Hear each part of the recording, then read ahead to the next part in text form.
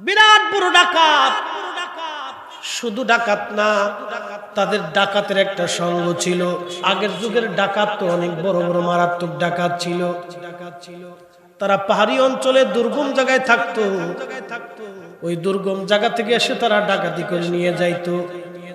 তো দিল্লির আব্দুর রহমান ডাকাত তার বন্ধু বান্ধবদের তারা শুরু করে পাহাড়ি অঞ্চলে ডাকাতি করার জন্য তারা গেল।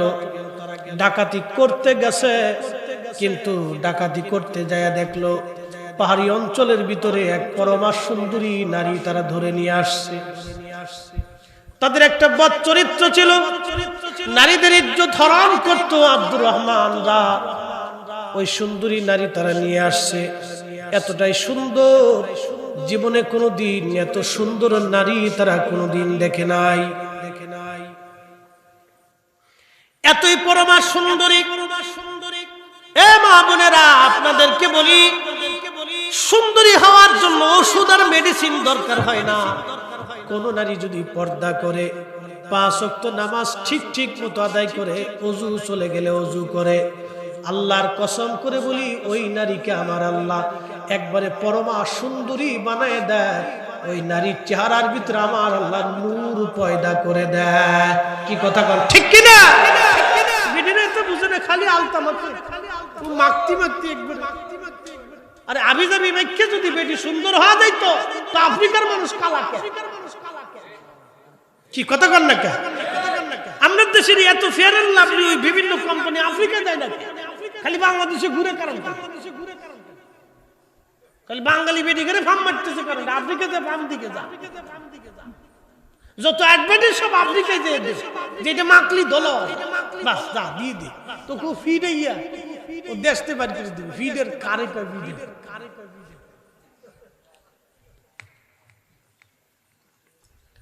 আবরুরার মুসলমান।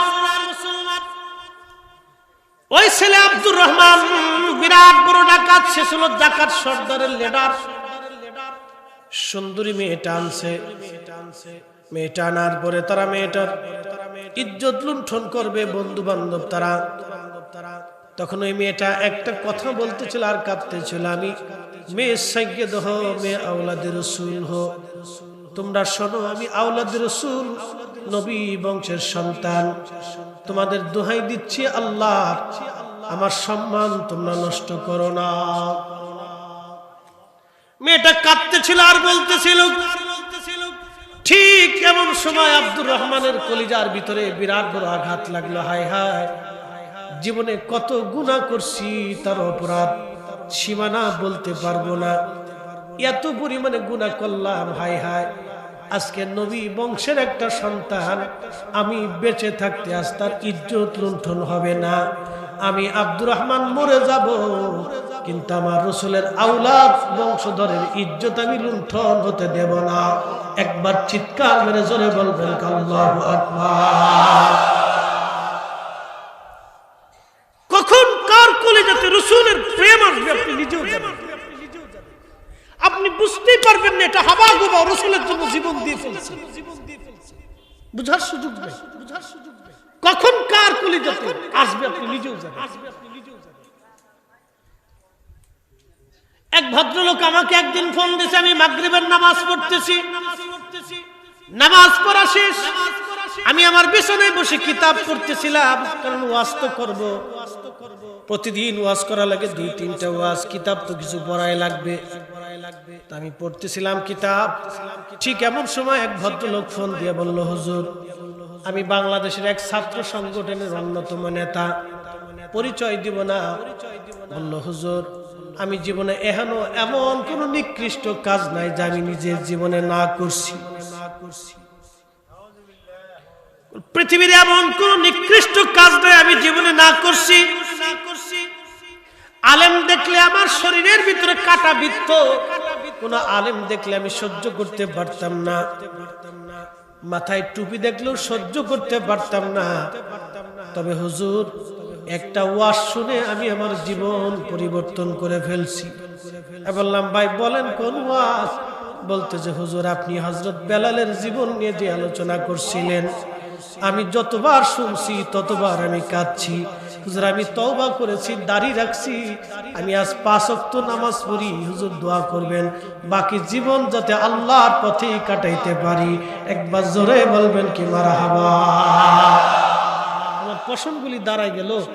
তখন আমি বললাম, হায় আল্লাহ, এক নিকৃষ্ট মানুষ আজকে নামাজের পথে হয়ে গেল, আর আমিও ওয়াজ করলাম, আমিও ভালো হইতে পারলাম না। আমার কাছে নিজের কাছে অসহায় লাগতেছে।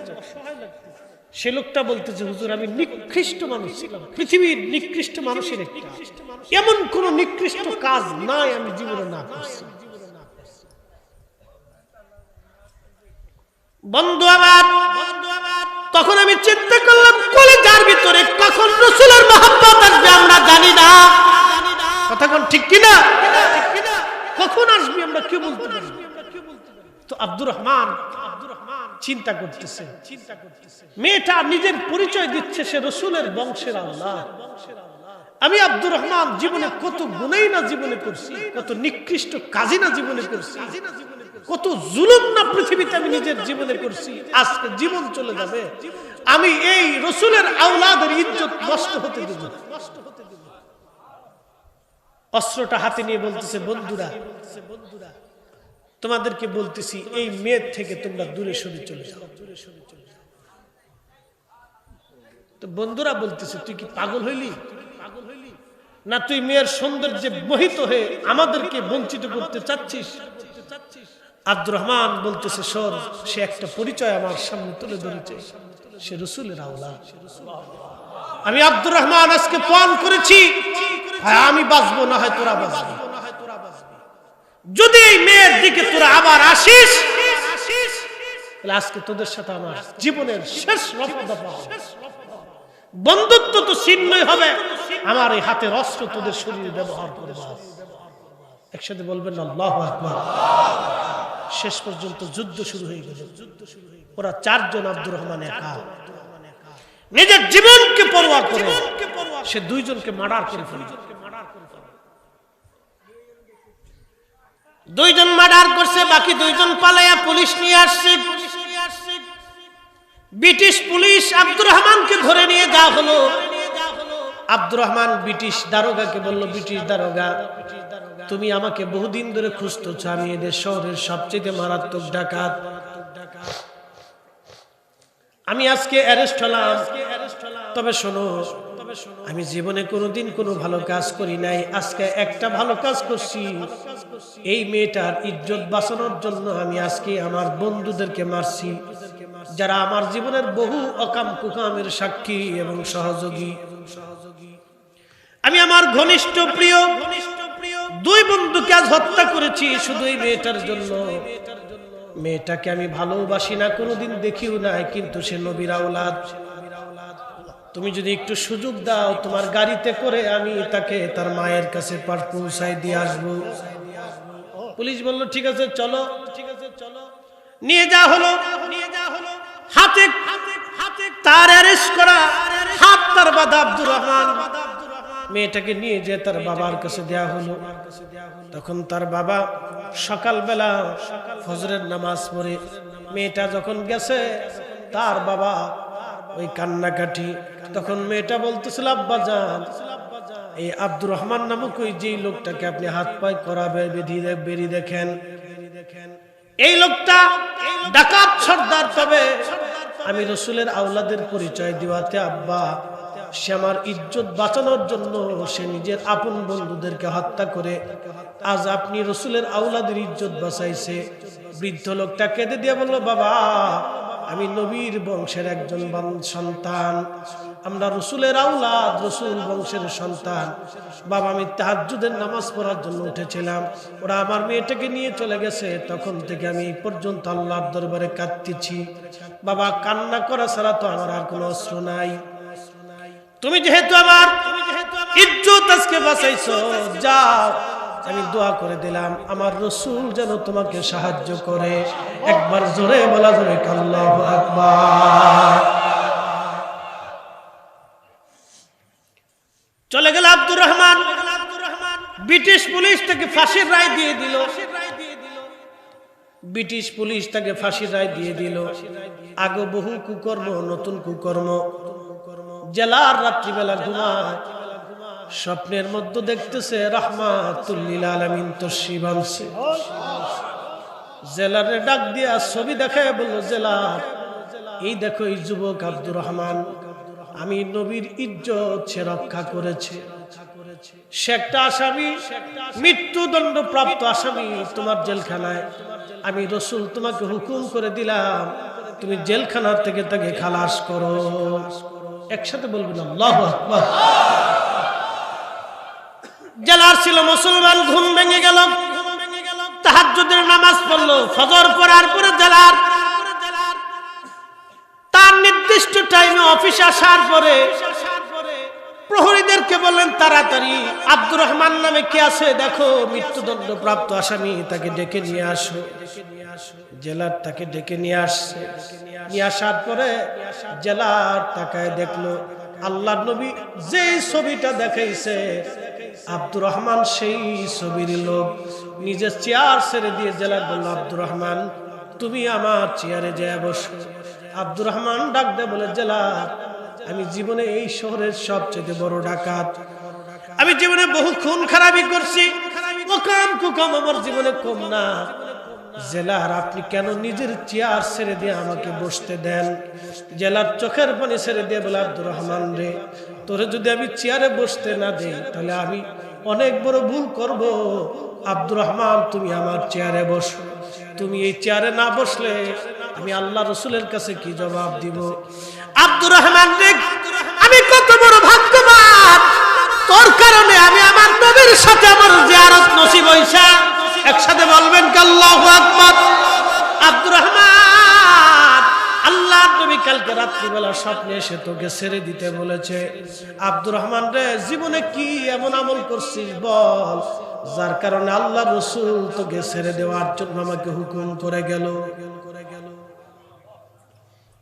আব্দুর রহমান ডাক দিয়ে বলতেছে, জেলার আমার মতো নিকৃষ্ট পাপীর জন্য রহমতের নবী আসবে, আমি কি করে বিশ্বাস করব? তবে আব্দুর রহমান বলতেছে, জেলার জীবনে কোনো ভালো কাজ আমি করি নাই, একটা ভালো কাজ আমি জীবনে করছি। আমি যেই মামলার আসামি হয়ে আজ মৃত্যুদণ্ড প্রাপ্ত আসামি। জেলার রে, ডাকাতি করার জন্য আমরা পাহাড়ি অঞ্চলে যাইয়া এক দরিদ্র পরিবার থেকে এক সুন্দরী রূপসী মেয়েকে ধরে নিয়ে আসছিলাম। ভোগ করার জন্য, আনন্দ করার জন্য বন্ধুরা যখন যাবে তখন মেয়েটা কেঁদে দিয়ে বলল, মেয়ের গিয়ে ধো, আমি আওলাদে রসুল, আমি নবী বংশের সন্তান, তোমরা আমার সম্মান নষ্ট করো না।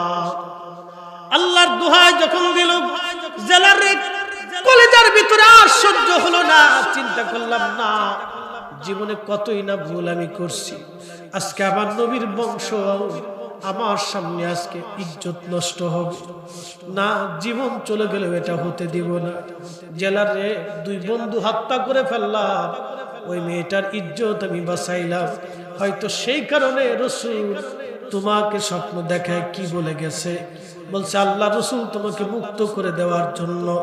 আব্দুর রহমান রে, নবীর সম্মান ইজ্জত রক্ষা করার জন্য আল্লাহ তোর ইজ্জত এইভাবে বাড়ায় দিয়েছে।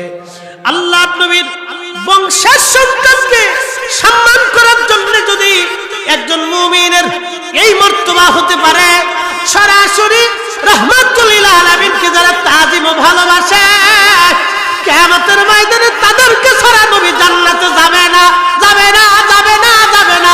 কথা বলেন ঠিক না বেঠে?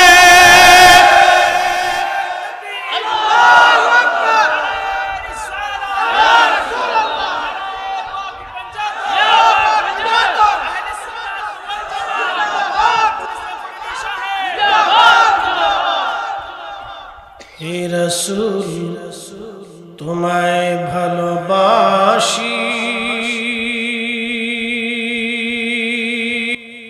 ওই নবীর শানকে যারা ছোট করে দেখে, সে যত বড় বন্ধুই হোক, সে আমার অরিজিনাল বন্ধু হতে পারে না।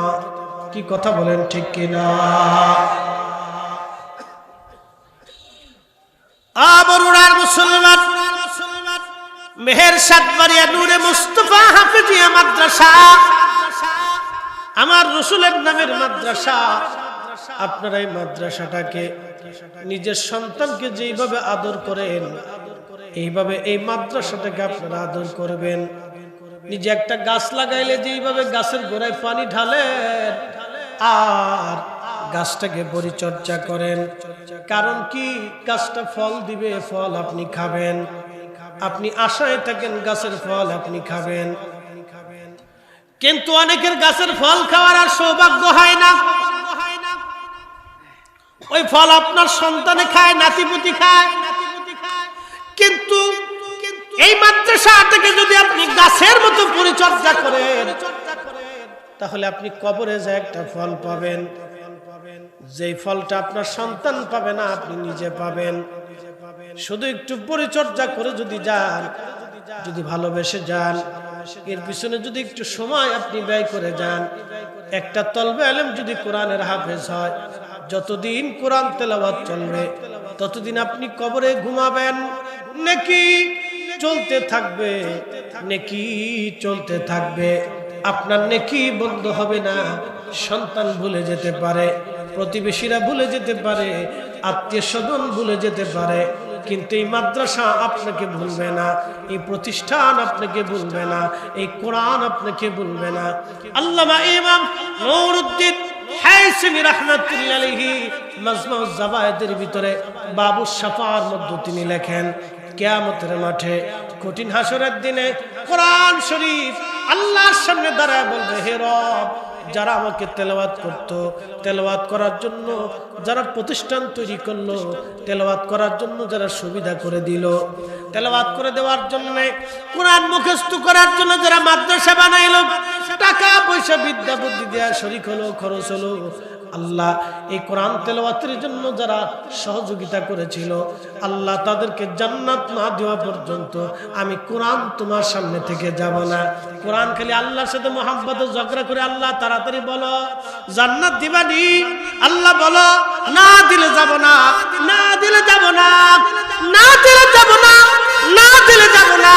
কোরআন শুধু এইভাবে বলতে থাকবে, আল্লাহ পাক ডাক দিবে, কোরআন যা যা, আমি কথা দিলাম তোমাকে যারা ভালোবাসে, তেলাওয়াতের জন্য যারা সুযোগ করে দিয়েছে, খরচা করেছে, মাদ্রাসায় যারা দান করেছে, খেদমত করেছে, যাও আমি আল্লাহ ওয়াদা করলাম তাদের জীবনের সব গুনাহগুলি মাফ করে দিয়ে আমি আল্লাহ তাদেরকে জান্নাতি বানায় দিলাম।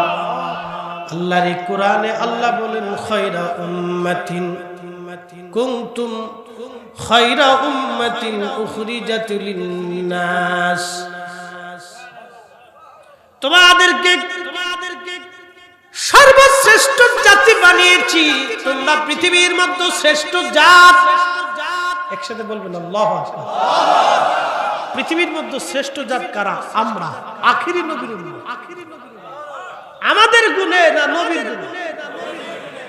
নবীকে আল্লাহ আমাদের মাঝে পাঠানোর জন্য আমরা খায়রা উম্মাহ হইছি।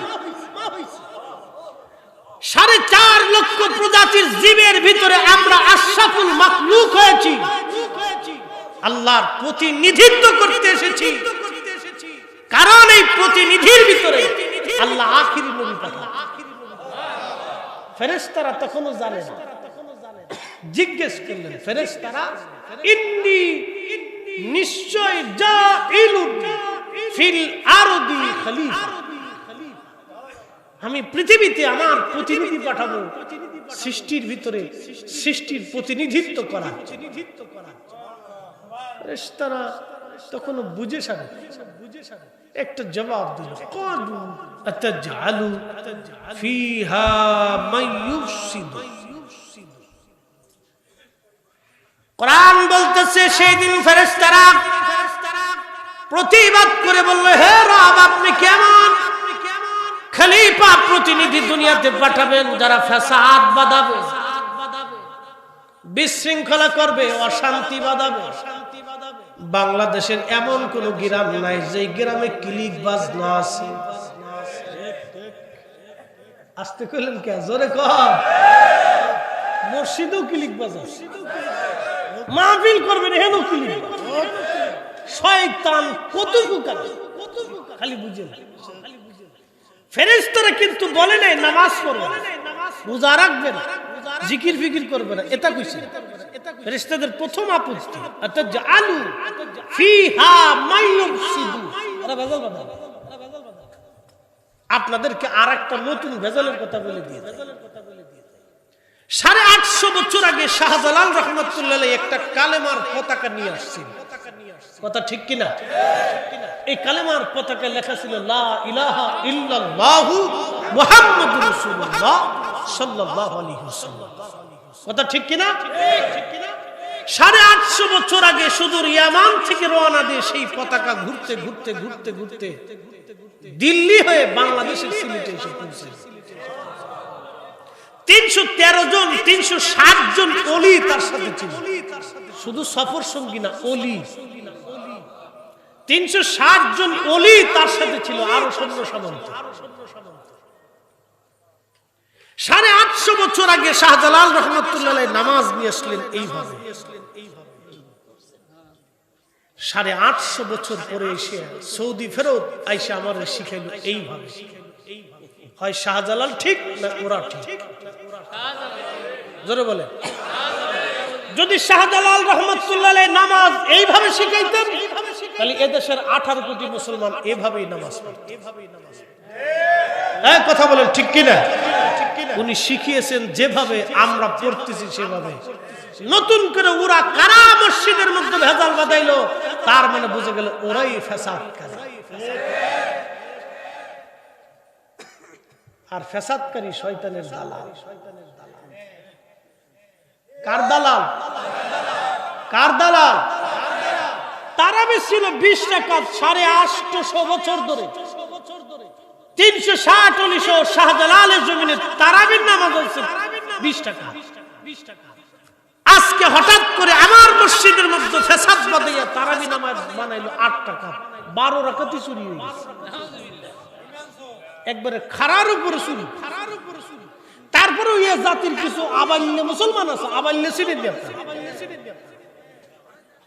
বলদ বলদ বলদ, এই বলদা কিছু মুসলিম আছে, বুঝুক আর না বুঝুক। সৌদি আরব থেকে হুজুর আইছে, সৌদি আরব থেকে হুজুর আসলে তাতে কি হয়েছে? সৌদি আরবে তো আবু জাহেল ছিল, ইয়াজিদও ছিল। হ্যাঁ, কি কথা কর না, আব্দুল্লাহ ইবনে উবাইও ছিল। তাতে হইছে কি? সৌদি আরব থেকে রাসূলের আওলাদ নবীর রক্ত হযরত শাহজালাল ইয়ামানি মুজাররিদি সরাসরি রাসূলের রক্ত। তিনি আমাদের কাছে যে কালেমা এনেছে, যে নামাজ এনেছে, যে দ্বীন এনেছে, এই দ্বীনের বাহিরে কোন সৌদির মৌলবীর ফতোয়ার দ্বীন মানতে চাই না। কথা বলে ঠিক না? এর চেয়ে পরিষ্কার কথা আমার কাছে আর কিছু নেই। আরএস, বিএস, সিএস, এসএ, দাগ, খতিয়ান সব আমার। জমি এসে কয় আর একজনে কয় আমার। বুঝতে পারছেন? এগুলো হলো দখলদার, রোহিঙ্গা। এগুলো কি? জোরে কর। রোহিঙ্গা ইসরায়েলের মতো। ইসরায়েলের মতো। ইসরায়েলের তো ওর তো কোনো রাষ্ট্র নাই, ও ছিল রোহিঙ্গাদের মতো। ফিলিস্তিনিরা দয়া করে ওদেরকে থাকতে দিছে, কাপড় দিছে, খাবার দিছে, চিকিৎসা করেছে, জায়গা দিছে যে ওরা কোথায় থাকবে থাকুক, এখানে আমার জায়গায় থাকবে। দয়া করার বিনিময়ে পৃথিবীর একটা জাতি যারা মানবতা দেখাইতে যায় আজকে কঠিন বিপদগ্রস্ত। পৃথিবীর এত বড় নিমখারাম ইসরায়েল যে খাইতে বসে সেই পথে বাথরুম করছে, যারা খাওয়াইছে তাদেরকে গুলি করতেছে। পৃথিবীর নিকৃষ্ট জাত, ওদের পণ্য আছে বাংলাদেশে, নাম পেপসি, কোকা কোলা। কেউ যদি পেপসি আর কোকা কোলা খান তাহলে মনে করবেন যে শুয়োরের রক্ত খাইতেছে।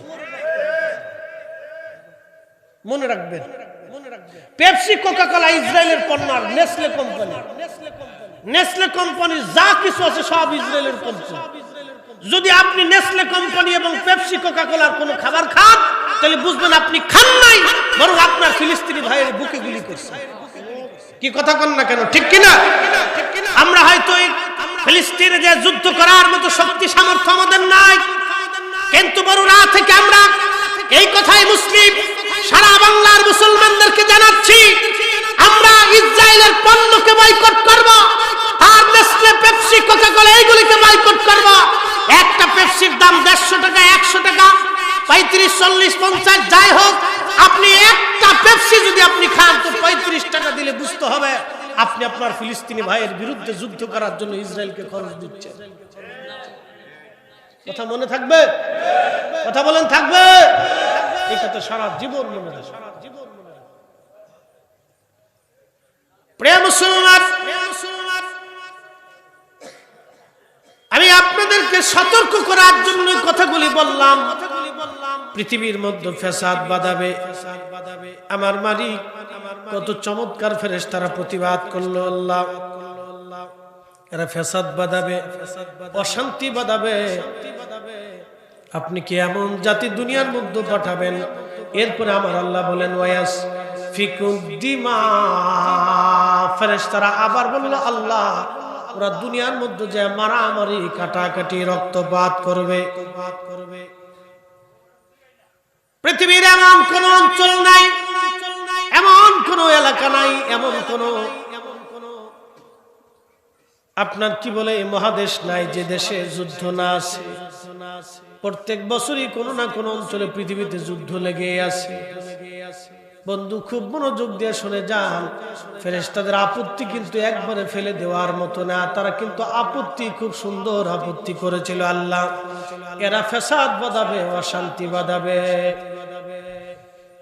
তার মানে বোঝা গেল ফ্যাসাদ বাঁধানো, অশান্তি করা, বিশৃঙ্খলা তৈরি করা এটা আল্লাহর কাছে খুব অপছন্দের কাজ এবং ফেরেশতাদের কাছে অপছন্দের কাজ। এই ফ্যাসাদ আর বিশৃঙ্খলা মারামারি কাটাকাটির জন্য আল্লাহ আমাদের আগে একটা জাতি ছিল জিন। এই জিন জাতিদেরকে আমার আল্লাহ দুনিয়ার আবাস থেকে বের করে দিয়ে পাহাড়ে পর্বতে ঝোড়ে জঙ্গলে আল্লাহ পাঠায় দিয়েছে।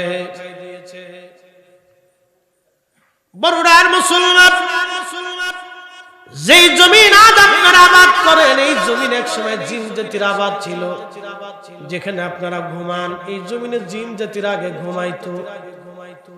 জিন জাতিরা আল্লাহর অবাধ্য হওয়ার জন্য, ফ্যাসাদ আর মারামারি কাটাকাটি করার জন্য আমার মালিক আমার আল্লাহ এই জিনদেরকে তারাইয়া মানব জাতি আল্লাহ দুনিয়ার মধ্যে পাঠাইলেন। ফেরেশতারা তখনও জানে না এই মানব জাতির ভিতরে আল্লাহ সর্বশ্রেষ্ঠ নবী পাঠাবে। একবার জোরে বলা যাবে আল্লাহু আকবার।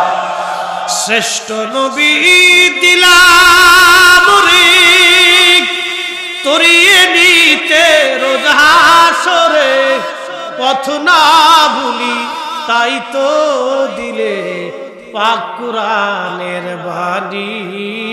খুদা তোমার মেহেরবানি, সুন্দর ফুল সুন্দর ফল মিঠা নদীর পানি। খুদা তোমার মেহেরবানি। বড়ুড়ার মুসলমান, তখন ফেরেশতারা জানে না এই মানব জাতির ভিতরে আল্লাহ আখেরি নবী পাঠাবে। আরবিতে একটা প্রবাদ আছে, শরফুল মাকিন আমার শরফুল মাকিন, শরফুল মাকানে ওয়া শরফুল মাকিন। কিছু জায়গার কারণে মানুষের দাম বাড়ে, কিছু মানুষের কারণে জায়গার দাম বাড়ে। শাহজালাল রহমতুল্লাহ আলাইহি সিলেটে থাকার জন্য সিলেটের দাম বেড়ে গেল। সিলেটের মাটির নিচের দাম বাড়লো, উপরেরও দাম বাড়লো, মাটির নিচেও দাম বাড়লো। যেই গোরস্থানে আল্লাহর অলি ঘুমায় ওই অলির কারণে গোরস্থানবাসীর দাম বেড়ে যায়। কি কথা কন না কে? বর্তমান আমাদের প্রধানমন্ত্রীর বাড়ি হলো গোপালগঞ্জের টুঙ্গিপাড়া। উনার গ্রামের মানুষ বুক ফুলে আটকে, জানোস রে প্রধানমন্ত্রী আমরা দেশের মাইয়া। কি কথা কন না? ওনার গ্রামের লোকজন বেডিরা মানুষ, প্রধানমন্ত্রী আমরা গ্রামের একটা ভাব আছে না, শক্তি তো আসে আমরা গ্রামে। আর যাই হোক প্রধানমন্ত্রী তার গ্রাম অঞ্চলের বান্ধবী টান্ধবী প্রতিবেশী আত্মীয় স্বজন যেই আসুক আমার গ্রামের প্রতি আমার একটা টান সবারই থাকে। ঠিক কিনা? ঠিক কিনা? ওলিরা যেই জমিনে ঘুমায় সেই মাটির নিচের মানুষও সাকসেস, উপরে আল্লাহরাও সাকসেস। ওলিরা উপরেও ওলি, মাটির নিচেও ওলি। কি কথা ঠিক কিনা? হীরার খণ্ডটা উপরেও হীরা, মাটির নিচেও হেরা, ও 500 বছর পরে হেরা। আল্লাহর ওলিরা ওই মাটির উপরে ওলি, মাটির নিচে 500 বছর পরে ওলি, লক্ষ বছর পৃথিবী থাকলে লক্ষ বছরে তারা ওলি। প্রিয় মুসলমান,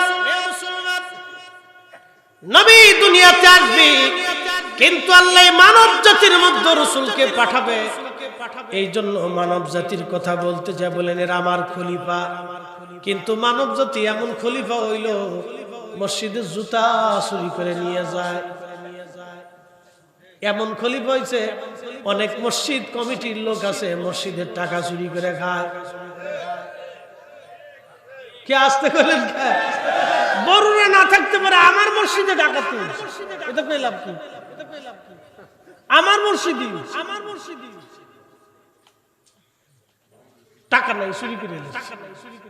আপনি একটু চিন্তা করেন তো, আমানতের কি পরিমাণে খেয়ানত হলে আল্লাহর ঘর থেকে আল্লাহর বান্দা টিয়া চুরি করে। আমানতের কি পরিমাণ! আরে মসজিদের একটা ইট, মসজিদের ভিতরে সোনা পড়ে থাকলেও, হীরার খন্ড পড়ে থাকলেও তো মুসলমান হাত দিয়ে ধরার কথা না। তার ডর হবে এটা আল্লাহর ঘরের জিনিস, আমি কি করে এটা ধরবো? তো হাত কাঁপবে, হৃদয় কাঁপবে, অন্তর কাঁপবে, যেটা আল্লাহর ঘরের জিনিস। আমি আল্লাহর দাস, আমি আল্লাহর গোলাম, কি করে এটা হয় না? তাহলে আমানতের কি পরিমাণে খেয়ানত দেশে। যে দেশে মসজিদের টাকা, মসজিদে নিরাপত্তা পায় না, এদেশের মানুষ চুরি করে নিয়ে যায়, মসজিদের জুতা চুরি করে নিয়ে যায়। সে দেশে আপনার মেয়ে, আপনার স্ত্রী, আপনার কন্যা, আপনার বেটি, আপনার ভাস্তি, আপনার ভাগ্নি, এদেরকে বোরকাবিহীন বেপর্দা করে রাস্তায় ছেড়ে দিয়ে নিরাপত্তা কিভাবে চান? অতএব নিরাপত্তা নিতে হলে তার মাথা থেকে পা পর্যন্ত ঢেকে মেয়েকে পর্দা শিখাইতে হবে। কথা বলে ঠিক না বেটে? তাকে পর্দা হাতে কলমে শিখাইতে হবে। খালি করাইলে হবে না, শিখাইতে হবে। পর্দা শুধু বুরকা পরাইলে হবে না, বুরকার আমানত শিখাইতে হবে। প্রিয় বড়রা আর মুসলমান, এই মানব জাতির ভিতরে নবী আসার কারণে মানুষের দাম বেড়ে গেল।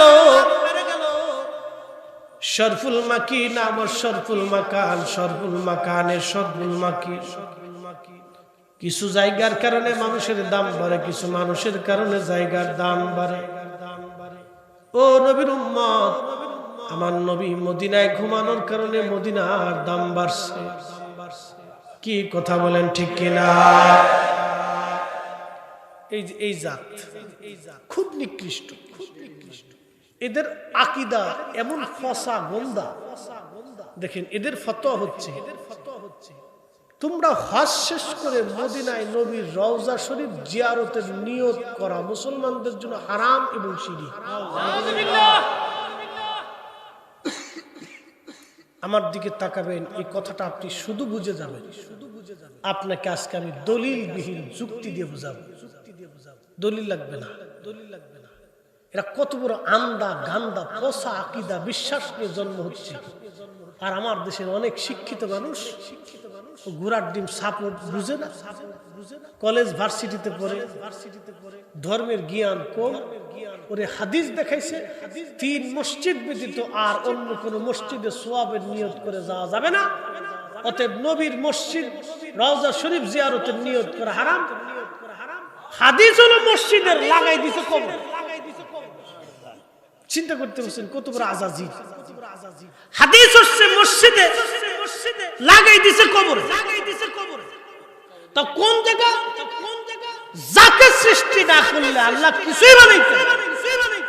এই মানব জাতির ভিতরে আল্লাহ তাকে পাঠানোর জন্য মানুষের দাম বাড়ছে, মানুষের 4 পয়সা মূল্য নাই।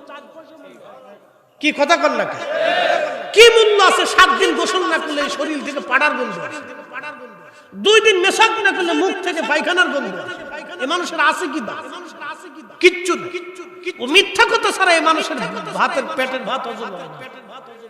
এই মানুষের হক হালাল নষ্ট না করলে সে সারা জীবন গুনাহ করছে। মানুষের আছে কি আমাদের বলেন তো? গুনাহ ছাড়া কি আছে? কয়জন আমরা 100% পিওর আল্লাহ নবীর হুকুম মানি বলেন তো? আলেম ওলামা শ্রোতা বক্তা কেউ বাদ নেই, সব আমরা গুনাহগ্রস্ত। তো নবীর উম্মত হওয়ার মতো কি যোগ্যতা আছে? আল্লাহ শ্রেষ্ঠ মাখলুক হওয়ার মতো কি যোগ্যতা আছে? কুত্তায় যা না করে মানুষ তার চেয়ে নিকৃষ্ট কাজ। কি কথা বলেন না? আপনি বিশ্বাস করবেন না, সেদিন এক অ্যাডভোকেট বলতেছে, হুজুর কি বলবো, মেয়ে আসছে বাবার বিরুদ্ধে সাক্ষ্য দেওয়ার জন্য, মেয়ে বাবাকে ধর্ষণ। চি চি চি, ওরা মানুষ না, শুয়োরের চাইতে নিকৃষ্ট। কি কথা বলেন না, ঠিক কি না? ও তো মানুষই হইতে পারে না। এই মানব জাতির উপর আল্লাহ কখনো পাথর ফেলায় না। কারণটা এই মানুষ যা করে, কুত্তা বিলাই ছাগলে তাহা কল্পনা করে। এই মানুষ যাহা করে, কুকুর বিড়াল ছাগলে তাহা কল্পনা করে। আশরাফুল মাখলুক হওয়ার কি যোগ্যতা আমাদের আছে? কিচ্ছু না। আল্লাহ দয়া করে আমাদের মাঝে শ্রেষ্ঠ নবীকে পাঠানোর জন্য আমরা শ্রেষ্ঠত্ব পেয়েছি। কথা বলেন ঠিক না ঠিক? ওই নবীর শান ইজ্জত আজমতকে যারা ছোট করে দেখায়, মনে রাখবেন ওরাই হলো পৃথিবীর নিকৃষ্ট জাত। ওরা মানুষ হতে পারে নাই, মুসলমান তো আরো পরের কথা। কথা কোন ঠিক না ঠিক? ও মানুষই তো হইতে পারে, মানুষই তো হইতে পারে। যার কারণে আমাদের ইজ্জত হয়েছে, আমরা তাকে চিনি না, তাকে চিনি না। আবরুরার মুসলমান, এদের বিশ্বাস হচ্ছে মুহাম্মদ সাল্লাল্লাহু আলাইহি সাল্লামের কবর। তারা রওজা বলে, তারা বলে মুহাম্মদ সাল্লাল্লাহু আলাইহি সাল্লামের কবর। আমরা তো নামের আগে রাহমাতুল লিল আলামিন, হাবিবুল্লাহ, সাইয়্যিদুল কাউনাইন, দয়াল নবী, প্রিয় নবী, মায়ার নবী, শ্রেষ্ঠ নবী, আমরা নামটা উচ্চারণ করার আগে অন্তত আদবের সাথে রসুলের দেওয়া, আল্লাহর দেওয়া কিছু লকব ব্যবহার করি। কি কথা কন না, ঠিক কিনা? তারা বলে হযরতে মুহাম্মদ সাল্লাল্লাহু আলাইহি সাল্লাম, এতটুকুন বলে তারপরে বলে কবর। আমরা তো রওজা বলি। আরে নবীর ইশারায় উম্মতের কবর রওজা হয়। আল কবরু রাউযাতুম মিন রিয়াজিল জান্নাহ। যে নবীর ইশারায় উম্মতের কবর রওজা হয় আর তার কবর বলে রওজা হয় না, ও পুরাই হারামজাদা। কথা বল না, ঠিক কি না? এর চাইতে আর মারাত্মক কথা বলার মতো আমার শক্তি নাই। আল্লাহু আকবার। আপনাকে কি করে বুঝাবো বলেন তো? যার এক ডাকে হাসরের কঠিন মাঠে শুধু একটা ডাক দেবে, ইয়া রব হাবলি উম্মতি, আর চোখের পানি ছেড়ে দিবে। লক্ষ লক্ষ বছর হাসরের মাঠ কায়েম হয়েছে, কিন্তু বিচার হয় না। সোয়া লক্ষ নবীরা পর্যন্ত আল্লাহর সামনে দাঁড়াইতে সাহস পায় না। আমার নবী শুধু যে আরশে মুআল্লার সামনে সিজদায় পড়ে একটা ডাক দেবে, ইয়া রব হাবলি উম্মতি, আল্লাহ আমার উম্মত গুনাহ করে ফেলছে।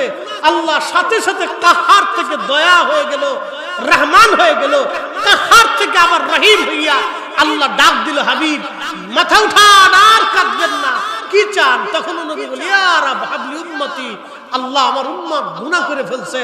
আল্লাহ ডাক দিয়ে বলবেন, জান হামদের পতাকা আপনার হাতে দিলাম, সুপারিশের পতাকা আপনার হাতে দিলাম, আপনি যাকে খুশি তাকে নিয়ে আগে জান্নাতে চলে যান। না সুবহানাল্লাহ না বললে বুঝবে এটাও শয়তান। জোরে বলে একসাথে, আরো জোরে। ওই নবীর শানকে যারা ছোট করে দেখবে, তার জিয়ারতকে যারা বেদাতের ফতোয়া দিবে, আল্লাহর কসম করে বলি, ওরে খাওয়ানোর সাথে কুত্তা খাওয়াইলে বেশি সওয়াব। কষ্ট পাইছেন? হ্যাঁ, আমার নবীর ইজ্জতের চাদর ধরে টানবো না, আপনাকে চুমা দিব, এরকম মুনাফিক আমরা। এত বড় বেঈমান হইতে পারি না। রিজিক আসমান থেকে বরাদ্দ হয়, হায়াত আসমান থেকে বরাদ্দ হয়, মৃত্যু আসমান থেকে বরাদ্দ হয়, ইজ্জত আসমান থেকে বরাদ্দ হয়, ইজ্জত চলে যাওয়াটাও আসমান থেকে বরাদ্দ হয়। আপনি খুশি হলেও কিছু আসে যায় না, বেজার হলেও কিছু আসে যায় না। আমাকে নবী খুশি করতে হবে, নবীর গোলামি করতে হবে, নবীর দলে থাকতে হবে। কথা বলেন ঠিক না? আপনাকে বুঝে কবরে যেতে হবে। যে মাটির উপরে বসা, এই মাটির নিচে ঘর হবে। আপনাকে বুঝে হাসরের মাঠে দাঁড়াইতে হবে। মনে রাখবেন, দুনিয়ার 60 বছর, দুনিয়ার 50,000 বছর, হাসরের মাঠের একটা দিন হবে তত বড়। এরকম হাজার হাজার বছর পার হবে, সেই হাসরের মাঠে দাঁড়াইতে হবে। মনে রাখতে হবে, আল্লাহ রসুলের সামনেও আপনাকে দাঁড়াইতে হবে। বাঁচলেও নবীর পক্ষে, মরলেও নবীর পক্ষে, কেউ না থাকলেও নবীর পক্ষে, কেউ খুশি হলেও নবীর পক্ষে, ও বেজার হলেও নবীর পক্ষে। কথা বলেন ঠিক না ঠিক? যেন এইভাবেই থাকে। আল্লাহর রাসূলের রওজা শরীফ জিয়ারতের ইরাদা করা, ইচ্ছা করা, নিয়ত করা হারাম, শিরক। ফতোয়া কিন্তু আমরা দেই নাই, যারা ফ্যাসাদ বাদাইছে ওরাই দিছে। ফ্যাসাদ কি আমরা বাদাইছি না হেরা? আমরা না হেরা? ওরে দুয়া তো শাহজালাল ইয়ামানি আনে নাই, দুয়া তো সোয়া লক্ষ নবী আনছে। কি কথা কর না? দুয়া কি আমরা আনছি না সোয়া লক্ষ নবী? সোয়া লক্ষ নবীর জমানায় দোয়া ছিল। ও তো আরে সিএস বিএস একবারে খতিয়ান আল্লাহ পর্যন্ত। সোয়া লক্ষ নবী পৃথিবীতে দোয়া আনছে। আজ ওরা দোয়া বন্ধ করার জন্য উঠে পড়ে লাগলো কে? কারণটা কি? কারণটা কি? পিছনে অর্থটা কি? একা দোয়া করলে জামাতের সাথে করা যাবে না? কে নিষেধ করলো জামাতে দোয়া করা যাবে না? আল্লাহ নিষেধ করেছে না রাসূল নিষেধ করেছে? কোরআন বলতেছে উদউনি আস্তাজিব লাকুম। এক বাক্যে আল্লাহ হুকুম দিয়েছে উদউনি, আমার কাছে চাও। তো চাইতে কি একার উপরে হুকুম দিছে না সবার উপরে? জোরে বলেন, জোরে বলেন। হুকুম তো আল্লাহ সবার উপরে। দোয়া করতে হবে সবাইকে নিয়ে, হুকুম তো আল্লাহ সবার উপরে। আমি একা একা করতে যাব? সালাত কি একা করা ভালো না জামাতে করা ভালো? জিকির কি একা করা ভালো না জামাতে করা ভালো? তো দোয়াও তো একটা জিকির, দোয়াও তো আল্লাহর শরত, এটাও আল্লাহর জিকিরের একটা অংশ। সালাত জিকিরের অংশ, রোজা জিকিরের অংশ, ওই আপনার কোরআন তেলাওয়াত জিকিরের অংশ, দুরূদ শরীফ জিকিরের অংশ। এই জিকির আমরা যে তাসবিহগুলি করি এগুলো জিকিরের অংশ, দোয়াও জিকিরের অংশ। আজকে ওরা কারাই জমিন থেকে দোয়া বন্ধ করতে চায়, ওরাই হচ্ছে শয়তানের দালাল। কথা বল ঠিক না বেটি? খালি বাতেন আজাজিলের খালাতো ভাই। যদি আমার মতো দাড়ি হয় তাও আজাজিলের ভাই, যদি আমার চাইতে সুন্দর পাগড়ি হয় তাও আজাজিলের ভাই। বুঝে কবরে যাবেন। দোয়া বন্ধ করার পিছনে অনেক বড় একটা হিকমত আছে। মুসলমানের দোয়ার এত বড় পাওয়ার যে মুসলমানের দোয়ায় পৃথিবীর বড় বড় সাম্রাজ্য ধ্বংস হয়ে গেছে। মুসলমানের দোয়ার এত বড় পাওয়ার, এক দুয়াতে সাম্রাজ্য ধ্বংস হয়ে গেছে। এক দুয়াতে সাম্রাজ্য প্রতিষ্ঠিত হয়েছে। মুসলমানের দুয়ার এত পাওয়ার। প্রিয় বড়রা আর মুসলমান, আল্লাহর হাবিবের রওজা মুবারক জিয়ারতের কথা বলছি। কেন জিয়ারত করবেন? ওরা কেন বেদাত আর শিরকের ফতোয়া দিল? কারণটা কি? ওদের যুক্তি হলো নবীর মসজিদে 1 রাকাত নামাজ পড়লে 50,000 রাকাতের সওয়াব হয়। হারাম শরীফে 1 রাকাত নামাজ পড়লে 1 লক্ষ রাকাতের সওয়াব হয়। ওদের যুক্তি হলো নবীর রওজা জিয়ারত করলে তো কোনো সওয়াবের কথা লেখা নাই, অতএব আপনারা নবীজির মসজিদের নিয়ত করে যাবেন, কবর জিয়ারতের নিয়ত আপনারা করবেন না। মসজিদে নামাজের নিয়ত করে যাবেন, কারণ ওইখানে 1 রাকাত নামাজ পড়লে 50,000 রাকাতের সওয়াব হয়। নবীর মসজিদে নামাজের নিয়ত করে যাবেন। সাবধান, নবীর রওজা শরীফ জিয়ারতের নিয়ত করলে শিরক হবে, হারাম হয়ে যাবে। একবার জোরে বলা যাবে কি নাউজুবিল্লাহ? চমৎকার লেখলেন, আমি যদি আরব হতাম মদিনারি পথ, সেই পথ দিয়ে হেঁটে যাইতেন নূর নবী হযরত,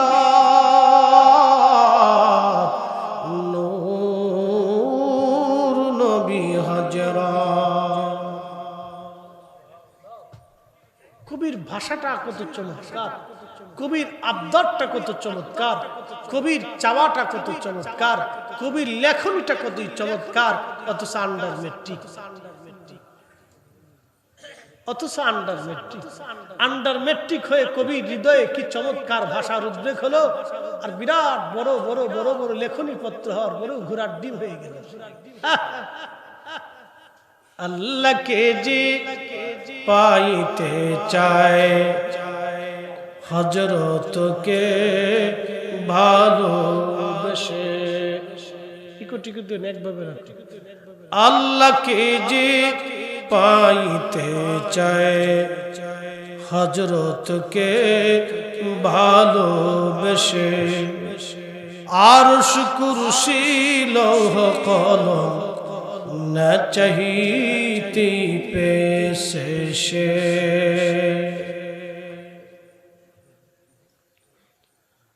বরুড়ার মুসলমান, এবার যুক্তি দিয়ে বুঝাই, এক রাকাত নামাজ পড়লে হেরেমে নামাজের সওয়াব পাবেন আপনি 1 লক্ষ, মদিনাতে আসলে পাবেন 50,000। যদি আপনার সওয়াবের দরকার হয়, নবীর দরকার যদি না হয়, যদি নবীর জিয়ারতের প্রয়োজন না হয়, সওয়াবের দরকার হয়, তাহলে আপনি অবশ্যই হেরেম শরীফে সওয়াব পেয়ে যাবেন, তাও ডাবল সওয়াব হেরেমে পাবেন, মদিনায় আসার আর কোনো প্রয়োজন নাই। কথা খারাপ বলছি? আমি এরপরে মাহফিলে যাব কলাখাল। কলাখালের আল্লাহরা ঘোষণা দিল আমার মাহফিলে আসলে জন প্রতি 1000 টাকা, আর আপনারা ঘোষণা দিলেন আমরার মাহফিলে আসলে জন প্রতি 500 টাকা। তো লোকজন কোন দিকে বেশি যাবে? কলাখাল কেন যাবে? ওখানে 1000 টাকা। নবী ঘোষণা দিলেন হেরেমে নামাজ পড়লে 1 লক্ষ রাকাতের সওয়াব, আর মসজিদে নববীতে নামাজ পড়লে 50,000 রাকাতের সওয়াব। আপনার যদি সওয়াবের দরকার হয় তাহলে আপনি হেরেমেই থাকবেন, কষ্ট করে শত শত মাইল করে মদিনায় যাওয়ার তো দরকার নেই। মদিনায় মূলত উম্মত যায় নবীর জন্য, সওয়াবের জন্য না। হ্যাঁ, কি কথা কর না? আমরা মক্কা থেকে মদিনায় যাই রাসূলের জন্য, আর ওরা এটা বন্ধ করার জন্য ফতোয়া দিচ্ছে, তার মানে বোঝা গেল ওরাই হলো আজাজিলের শয়তান, নবীর দুশমন। আপনাকে বুঝে যেত, কলাখালে 1000, এখানে 500 জন প্রতি, মদিনাতে 50,000 জন প্রতি 1 রাকাতের সওয়াব, আর মসজিদে হারামে বাইতুল্লাহ শরীফে 1 লক্ষ রাকাতের সওয়াব। যদি আপনার সওয়াবের দরকার হয় তাহলে আপনি কাবা থেকে তো সওয়াব পেয়ে যাচ্ছেন, মদিনায় আসার তো দরকার নেই। শত শত মাইল দূরে কাবা থেকে মদিনায় আজ থেকে 1300, 1200, 1000, 700, 800 বছর আগে ওই উটের পিঠে চড়ে পায়ে হেঁটে দিনের পর দিন পরিশ্রম করে হাজিরা কেন মক্কা থেকে মদিনাতে আসবে? কি দরকার ছিল তার? বিশ্ববিখ্যাত বড় বড় ইমাম যারা সারা রাত আল্লাহর ইবাদতে কাটাইছে, এত নেকির দরকার তারা ছিল, তারা হেরেম শরীফে নামাজ বাদ দিয়ে মদিনাতে চলে আসছে। কারণ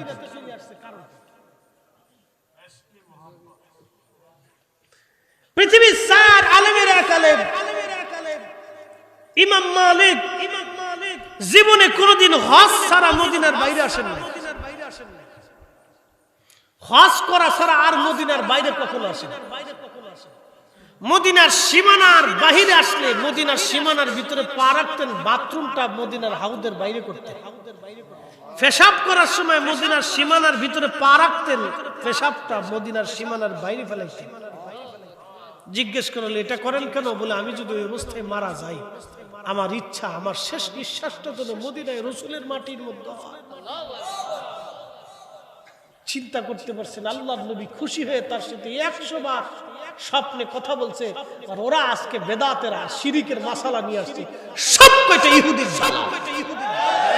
এই কথা বলেন না কেন? জোরে বলে, সব কয়টা ইসরাইলের জ্বালা। ওরা মুসলমানের ঈমান নষ্ট করার জন্য। এই হক কথা যখন আমরা বলি তখন আমরা হইছি মাজার পূজারী, আমরা হইছি পীর পূজারী, আমরা ওই মাযহাবের অন্ধ মুকাল্লিদ হইছি।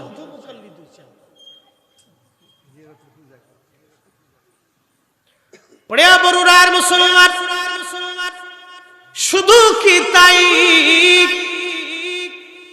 সওয়াবের এতই যদি দরকার হয়, ইমাম মাহদী দুনিয়াতে কিয়ামতের আগে আসবে। অবশ্যই ইমাম মাহদী দুনিয়াতে আসবে। আল্লাহ রাসূল সহিহ বুখারীর মধ্যে লিখলেন, পৃথিবীর হায়াত যদি একদিনও হয়, তাহলে একদিনটাকে আল্লাহ 1 বছরের সমান বিরাট বড় লম্বা বানাইয়া এই পৃথিবীর মধ্যে আল্লাহ ইমাম মাহদীকে দুনিয়াতে পাঠাবে। উম্মতরা তোমরা শুনো, ইমাম মাহদী হবে আমি আমার হাসান হুসাইনের রক্তধারায়। ইমাম মাহদীর বাবার নাম আব্দুল্লাহ হবে, ইমাম মাহদীর নাম হবে মুহাম্মদ। ইমাম মাহদী 40 বছর পর্যন্ত উট দুম্বা ছাগল চড়াবে, মরুভূমির মধ্যে রাখাল থাকবে, লেখাপড়া করবে না, কোনো মাদ্রাসায় পড়বে না, কোনো স্কুল কলেজ ভার্সিটিতে তার লেখাপড়া নাই। 40 বছর ধরে সে ছাগল উট দুম্বা চড়াবে। 40টা বছর সে থাকবে হাবা গুবার মতো, দুনিয়াদারি বুঝবে না, একবারে সহজ সরল। 40 বছর বয়স পর্যন্ত দুনিয়ার মানুষ তাকে চিনবে না। 40 বছর পার হওয়ার সঙ্গে সঙ্গে সে আত্মপ্রকাশ করবে।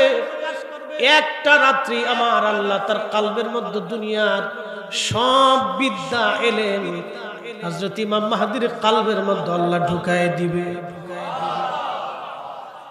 না না হয় না, আরো জোরে বলেন। দুনিয়ার সব বিদ্যাগুলি একসাথে এক রাত্রে আল্লাহ ঢুকাবে। ইমাম মাহদীর কলবে যদি আমার আল্লাহ দুনিয়ার সব বিদ্যা এক রজনীতে একসাথে কলবের মধ্যে যদি ঢুকায় দেয়, নবীর গোলামের হালত যদি এটা হয়, তাহলে আপনারা বুঝেন তো নবীর হালত কি হতে পারে। আমি কি করে আপনাকে রাসূলের শান বুঝাবো, আমি নিজেও বুঝি। আমি ওনার প্রশংসা আপনাদের সামনে কি করে উপস্থাপন করবো, আমি নিজেও বুঝি। যে ওনার শান আল্লাহ এত পরিমাণে বাড়াইছে, হায় আফসোস এই কোরআন বলতেছে, ইন্নাল্লাহা ওয়া মালাইকাতাহু ইউসাল্লুনা আলান নবী। ব্যাখ্যাটা পরে করতেছি, বুঝাইতেছি। সব সৃষ্টি জিকির করে কার? জিকির করে একসাথে বলে, একসাথে। কুত্তা বিলাই 4 লক্ষ প্রজাতির জীব, বিজ্ঞানের গবেষণা অনুযায়ী 4 লক্ষ, এর বাহিরেও আরো লক্ষ লক্ষ আছে, ওটা বিজ্ঞানের কাছে ধরা পড়ে। 7 আসমান আর 7 জমিনের নিচে আরো আছে, ওগুলো বিজ্ঞান জানে না। বিজ্ঞানের নলেজে চোখের রাডারে যা ধরা পড়ছে এটাই বলছে, তা বলছে 4 লক্ষ প্রজাতি। এই 4 লক্ষ প্রজাতি ছাড়া যত প্রজাতি আছে সব ওয়াল টাইম আল্লাহর জিকির করতেছে, তাসবিহ করতেছে। ইউনূস আলাইহিস সালাম রে মাছে গিলছে, মাছ খেয়ে ফেলছে। ইউনূস আলাইহিস সালাম মাছের পেটের ভিতরে যাওয়ার পরে তো কোন মাছে খাইছে? ওনারা যেই মাছে খাইছে এই মাছের আবার আরেক মাছে খাইছে। তাহলে সেই মাছটা কত বড় মাছ, এই মাছের ফ্যাটটা কত বড় ফ্যাট। ইউনূস আলাইহিস সালাম রে সেই মাছে নিয়ে সারা সমুদ্রের মধ্যে ঘুরতেছে। কোন বর্ণনাতে 24 ঘন্টা, কোন বর্ণনায় 72 ঘন্টা, কোন বর্ণনায় 40 দিন আল্লাহ সমুদ্রের ভিতরে ইউনূস আলাইহিস সালাম রে নিয়ে ঘুরতেছে। ইউনূস আলাইহিস সালাম লক্ষ্য করে সমুদ্রের নিচ থেকে আল্লাহ আল্লাহ আল্লাহ আল্লাহ আল্লাহ আল্লাহ আল্লাহ আল্লাহ জিকিরের আওয়াজ আসতেছে। হযরত ইউনূস ডাক দিয়ে বলতেছে, আল্লাহ গো, আমি মাছের পেটের ভিতরে সমুদ্রের নিচে রব, এই সমুদ্রের নিচে তোমার জিকির করে কারা? আল্লাহ ডাক দেখে ইউনূস রে সমুদ্রের নিচে মাছে জিকির করে, পানিতে জিকির করে, সমুদ্রের বালু জিকির করে, সমুদ্রের শ্যাওলায় জিকির করে, সমুদ্রের পোকা, সমুদ্রের পাথর, সমুদ্রের যত প্রাণী আছে সব আমি আল্লাহ জিকির করতেছে। এই জন্য তুমি ইউনূস সেই জিকিরের আওয়াজ শোনো। চিৎকার মেরে জোরে বলেন আল্লাহু আকবার। সব সৃষ্টি যখন জিকির করে আল্লাহ, আল্লাহ জিকির করে আমার নবীর। না নাচতে হয়ে গেল আরো জোরে। সব সৃষ্টি জিকির করে কার? আল্লাহ জিকির করে আমার নবীর। ইন্নাল্লাহ ওয়া মালাইকাতাহু ইউসাল্লুনা আলান নবী, নিশ্চয় আল্লাহ এবং সব ফেরেশতারা আমার নবীর শানে দুরূদ প্রেরণ করতে থাকে। এখন আমরা তো দুরূদ পড়ি আল্লাহুম্মা সাল্লি আলা সাইয়্যিদিনা মাওলানা মুহাম্মদ, কিন্তু আমার আল্লাহ তোর বলেন আল্লাহুম্মা সাল্লি আলা সাইয়্যিদিনা মাওলানা মুহাম্মদ। এটা তোর আল্লাহ বলে না, ফেরেশতারাও বলে আল্লাহুম্মা সাল্লি আলা সাইয়্যিদিনা মাওলানা মুহাম্মদ। জিনেরাও পড়ে আল্লাহুম্মা সাল্লি আলা সাইয়্যিদিনা মাওলানা মুহাম্মদ। মানুষেরাও পড়ে আল্লাহুম্মা সাল্লি আলা সাইয়্যিদিনা মাওলানা মুহাম্মদ। কিন্তু আমার আল্লাহ তোর আল্লাহুম্মা সাল্লি আলা সাইয়্যিদিনা মাওলানা মুহাম্মদ তোর আল্লাহ পড়ে না। তাহলে আল্লাহর দুরূদ কি?